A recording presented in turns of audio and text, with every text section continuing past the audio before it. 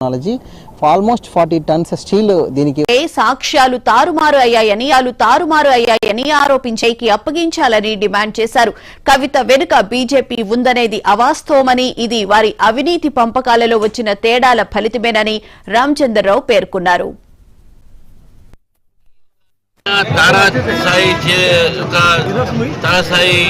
చేరినటువంటి విషయాన్ని కూడా మనందరం కూడా చూసాము. పార్టీ నుంచి సస్పెండ్ కూడా వారిని చేయడం జరిగింది.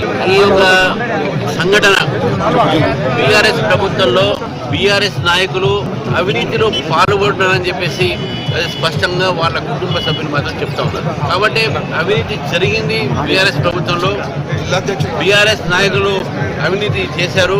అయితే ఇప్పుడు ఆ అవినీతి ఒక సంబంధించినటువంటి ఒక సొమ్ముని పంచుకో సమయంలో ఇవన్నీ కూడా గొడవలు అవుతున్నాయని చెప్పి స్పష్టంగా మనకు అర్థమవుతుంది. భారతీయ జనతా పార్టీ మొదటి నుంచి కూడా అంటుంది, ఇటు బీఆర్ఎస్ పార్టీ కాంగ్రెస్ పార్టీ రెండు కూడా అవినీతి పరమైన పార్టీ. మరి బీఆర్ఎస్ పార్టీ అవినీతి అనేది మేము కాదు, ఇప్పుడు ఈరోజు వారి ఇంట్లో కుటుంబ సభ్యులు, వారి పార్టీ సభ్యులే, వారి ఎమ్మెల్సీనే అవినీతి జరిగింది, వీళ్ళు తిన్నారని చెప్తుంది. ఇక్కడ ఎవరికి తక్కువ వచ్చినాయి, ఎవరికి ఎక్కువ వచ్చినాయి అసలు గొడవ అది. ప్రజల కోసం చేసింది ఏం లేదు.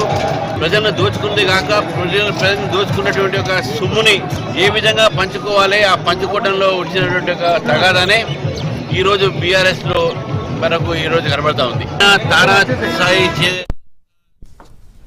కరీంనగర్ లో బీజేపీ రాష్ట్ర అధ్యక్షుడు రామచంద్రరావు కీలక వ్యాఖ్యలు చేశారు. ఇదే అంశానికి సంబంధించిన పూర్తి వివరాలను మా ప్రతినిధి రామకృష్ణ అడిగి తెలుసుకున్నాం. రామకృష్ణ, చెప్పండి, కవితను బీజేపీలో చేర్చుకునే ప్రసక్తే లేదని చెప్పి రామచంద్రరావు కీలక వ్యాఖ్యలు చేశారు కదా.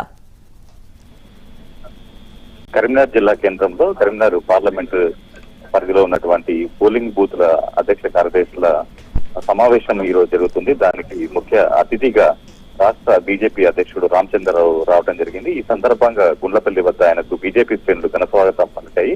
అయితే ఈ సందర్భంగా ఆయన మీడియాతో మాట్లాడుతూ ఏదైతే కవిత అంశాన్ని ప్రస్తావించగా ఆయన కవితను ఎట్టి పరిస్థితుల్లో కూడా బీజేపీలో చేర్చుకునే ప్రసక్తి లేదని చెప్పేసి ఆయన తేటతెల్ల చేశారు. మొత్తంగా ఈ ఏదైతే కేసీఆర్ కుటుంబంలో జరిగినటువంటి కుటుంబ వ్యవహారంగానే ఆయన చెప్పడం జరిగింది. మరోవైపు ఇదివరకు గతంలో తాము మొదటి నుంచి కూడా ఈ అంశాలకు సంబంధించి కూడా సిబిఐ ఎంక్వైరీ కోరాము. అయితే ఈ ఒక్క అంశంలోనే ఏదైతే కాళేశ్వరం సబ్జెక్ట్ సంబంధించినటువంటి అంశంలోనే ఎందుకు కాంగ్రెస్ ప్రభుత్వం సిబిఐ ఎంక్వైరీ కోరుతుంది, మిగతా ఏవైతే ఫోన్ ట్యాపింగ్ కానీ మిగతా స్కామ్స్ ఏవైతే జరిగాయో వాటన్నిటిపైన కూడా ఎందుకు కోరనటువంటి అంశాన్ని ఆయన రేవడెత్తడం జరిగింది.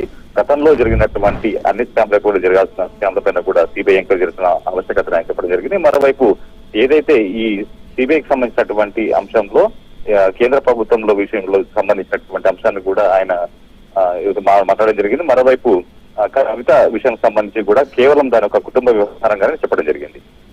అయితే కవిత చేసిన వ్యాఖ్యలకు సంబంధించి కాళేశ్వరం ప్రాజెక్టులో అవినీతి జరిగిందని చెప్పి కవిత చెప్పారు. ఇది వాళ్ళ కుటుంబ విభేదాల వల్ల వస్తున్న ఇష్యూ అని చెప్పి కూడా రామచంద్రరావు కీలకమైన వ్యాఖ్యలు చేశారు కదా రామకృష్ణ. ఏదైతే ఇది మొత్తానికి అయితే బీజేపీ ఒక కేసీఆర్ కుటుంబం జరిగిన కుటుంబ అంశంలో అవినీతి జరిగిందని చెప్పేసి నిన్న కేసీఆర్ మాట మన ఏదైతే కవిత మాటలు బట్టి అర్థమవుతుంది. ఏదైతే హరీష్ రావు అదే విధంగా సంతోష్ పాత్ర గురించి ఆమె మాట్లాడిన దాన్ని బట్టి కాళేశ్వరం ప్రాజెక్ట్ సంబంధించినటువంటి దాంట్లో కూడా అవినీతి జరిగిందని చెప్పేసి ఆమె ఒప్పుకోవడం జరిగిందని చెప్పేసి కూడా ఈ సందర్భంగా రామచంద్రరావు చెప్పడం జరిగింది. Right, thank you Ramakrishna.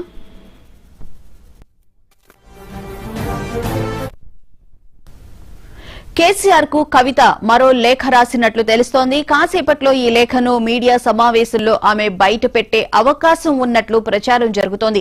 ఇప్పటికే రాసిన ఓ లేఖ బయటకు రావడంతో తీవ్రంగా స్పందించిన కవిత మరో లేఖ రాయడం, దానిని బయట పెట్టే అవకాశం ఉందని చెప్పి తెలుస్తోంది. మరి ఆ లేఖలో ఏం విషయాలు రాశారు, ఎలాంటి సంచలన విషయాలు బయటకు వచ్చే అవకాశం ఉంది అని చెప్పి తెలియాలంటే మరి కాసేపట్లో తెలిసే అవకాశం కనిపిస్తుంది. అలాగే పార్టీ పరిస్థితులతో పాటు నాయకుల తీరుకు సంబంధించి కూడా కవిత లేఖలో ప్రస్తావించినట్లు తెలుస్తుంది. మొత్తం లేఖలు 3 లేఖలు కవిత కేసీఆర్ కి రాసినట్లుగా కూడా స్పష్టమవుతోంది. మరి ఆ లేఖలో ఏం రాశారు, ఎవరి గురించి ప్రస్తావించారు, ఎలాంటి సంచలన విషయాలు బయటకు వచ్చే అవకాశం ఉంది అనే విషయాలు కూడా ప్రెస్ మీట్ లో తెలిసే అవకాశం అయితే కనిపిస్తుంది. మరి కాసేపట్లో కవిత నిన్న పార్టీలో సస్పెండ్ చేసిన పరిస్థితులతో పాటు పార్టీలో ఉన్న నాయకుల తీరు, పార్టీలో ఉన్న పరిస్థితులకు సంబంధించి 3 లేఖలతో కవిత లేఖ రాసినట్లుగా కూడా మనం బ్రేకింగ్ న్యూస్ చూస్తున్నాము. కేసీఆర్ కి అయితే కవిత మరో లేఖ రాసినట్లు తెలుస్తుంది. గతంలో కూడా లేఖ రాసింది. అయితే కవిత గతంలో మాట్లాడినప్పుడు కూడా నేను మా తండ్రికి చాలా లేఖలు రాశాను, అప్పుడు ఎప్పుడు బయటకు రాలేదు, ఇప్పుడు మాత్రమే ఎందుకు బయటకు వచ్చాయి అని కూడా ఆవిడ తీవ్రంగా స్పందించిన విధంగా కూడా మనం చూసాం. ఇప్పుడు కూడా కవిత మరో లేఖ రాసినట్లు తెలుస్తుంది. మొత్తం 3 లేఖలతో కవిత ప్రెస్ మీట్ పెట్టే అవకాశం అయితే కనిపిస్తూ ఉంది. మరి ఆ లేఖలో ఎటువంటి సంచలన విషయాలు బయటకు వచ్చే అవకాశం ఉంది, ఎవరిని ఉద్దేశించి రాశారు, పార్టీలో జరుగుతున్నటువంటి వాస్తవ పరిస్థితుల్ని తండ్రికి వివరించే ప్రయత్నం చేశారా అనే విషయాలు తెలియాలంటే మరి కాసేపట్లో కవిత ప్రెస్ మీట్ పెట్టనున్నారు. ఆ ప్రెస్ మీట్ లో ఎలాంటి విషయాలు, ఎలాంటి సంచలన విషయాలు, ఎవరిని ఉద్దేశించి మాట్లాడతారు అనే విషయాలు కూడా మరి కాసేపట్లో తెలిసే అవకాశం ఉంది.